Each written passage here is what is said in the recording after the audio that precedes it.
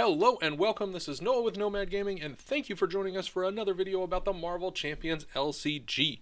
Today we are going to be tackling our aspect card ranking for the Justice aspect, but if you are interested in staying up to date with all news, strategy, deck building, and other updates for the Marvel Champions LCG, hit that subscribe button and show your support for our channel for free.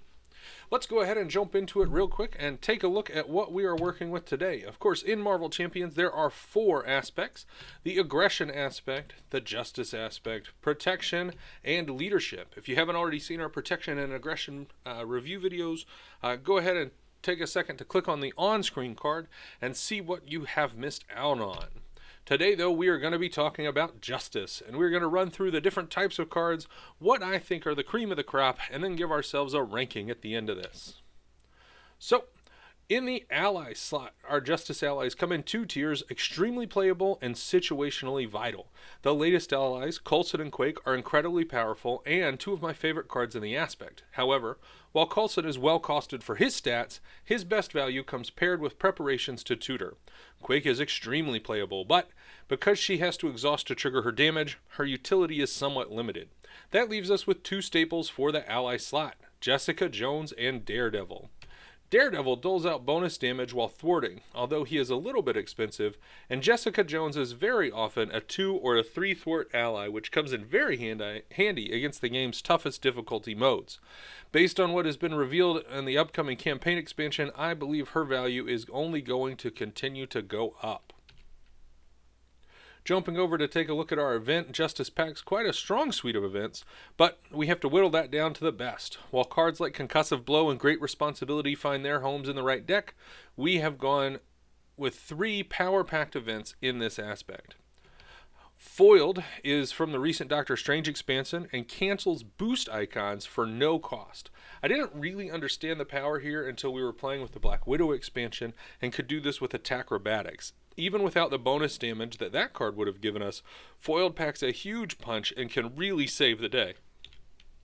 Stealth Strike has been knocked by others in the community, but most scenarios and top difficulty levels are going to be dropping minions like hotcakes, so this is just pure value.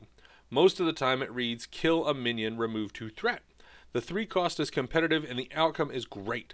I really think any card that combines damage and threat management has a home in my builds. Finally, For Justice is an all-star card with an outrageous cost-benefit ratio. 2 cost for 3 or 4 threat is value that isn't really matched elsewhere. I don't usually have trouble finding a resource to match with this card, and new cards like Quinn Carrier are going to help smooth that out. Things are only getting better for this guy too. Alright, let's take a look at support. There are 2 supports in the aspect that pretty much do the same thing. They remove threat. Interrogation Room does so when minions are defeated, and that's a situational limitation that isn't really tough to see turn after turn, and Surveillance Team can do it 1 per turn. But it has a limit of doing it for 3 turns. Then it discards and you have to rinse and repeat. So Interrogation Room is going to edge out Surveillance Team for me only because it could go through the whole game and it picks up huge value with just that 1 initial cost.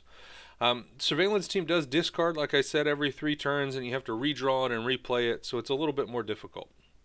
Yes, Interrogation Room is 1 per player, but I do like to drop a couple of these into my multiplayer builds and spread the love. At that point, the benefits of this card really just stack up.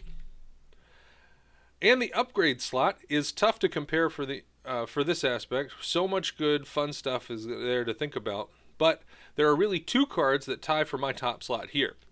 Under Surveillance adds 4 to the target threat of the main scheme, and this is just huge value, while Counterintelligence is an as-needed prevent 3 threat. Again, this is a major power that can essentially be like a confusion if you need to take a turn in hero form or an alter ego form and then just stop the threat from piling up. This guy's just great. It can be played, it hangs out, doesn't require spy trait. Really like it a lot and can't say enough about how much utility I find in this throughout the game. Like I said, I can't really differentiate the 2 in value, but both find their way into many of the builds that I'm going to have these days. So let's get down to it and look at our top 3 of all the cards that we have in this aspect. First off, I'm going to start with a controversial, but one of my favorites, Stealth Strike. Like I said, having the ability to deal damage and control threat at the same time really awesome combination here, and something that I find highly useful in most of my builds. And then, like I said, I can't differentiate between the two, so I'm going to tie counterintelligence and under surveillance for our 1-2 slots. Maybe you guys let me know what you think in the comments below. How do you differentiate between these two? Is one of them a clear winner and I'm just missing out on something? Let me know in the comments. Help me share your thoughts. And again, I appreciate your time with us today. But that does conclude us for our Justice Aspect card review. This is Nomad Gaming, and until next time, let's go game.